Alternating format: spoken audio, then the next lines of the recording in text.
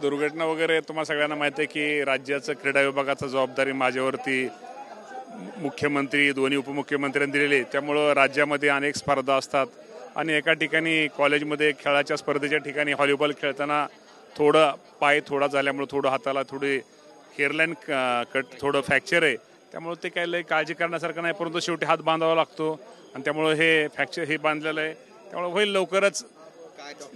डॉक्टरांचा सल्ला आहे थोडे दिवस बांधा नंतर ते बरं होईल, परंतु शेवटी क्रीडा मंत्री म्हणल्यानंतर खेळ पण खेळला पाहिजे आणि लोकांचा तरुणांचा युवकांचा कॉलेजचा उत्साह वाढवला पाहिजे, त्यासाठी याच गोष्टी आहे. मंत्र्यांच्या हाताला इजा झाली तरी खेळ मंत्री विधान भवनामध्ये, असं काय विशेष आहे, काय वाटलं तुम्हाला की यावं?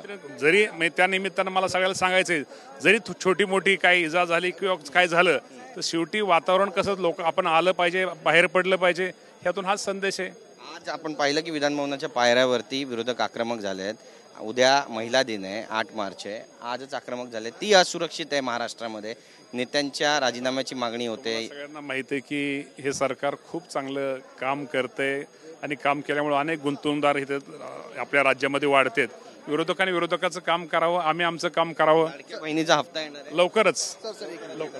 नक्कीच धन्यवाद आमच्याशी बातचीत केल्याबद्दल. तर आपण पाहतोय दत्ता मामा भरणे आपली भूमिका मांडलेली आहे आणि त्यासोबतच विरोधकांचं काम करतंय, सत्ताधारी त्यांचं काम करतात असं म्हटलंय. कॅमेरापासून योगेश गुरवसह गिरीश गायकवाड, TV9 मराठी, मुंबई.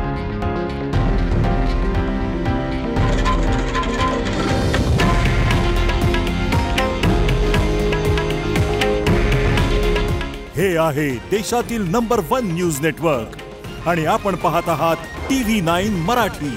काळजी तुमची, हित महाराष्ट्राचं.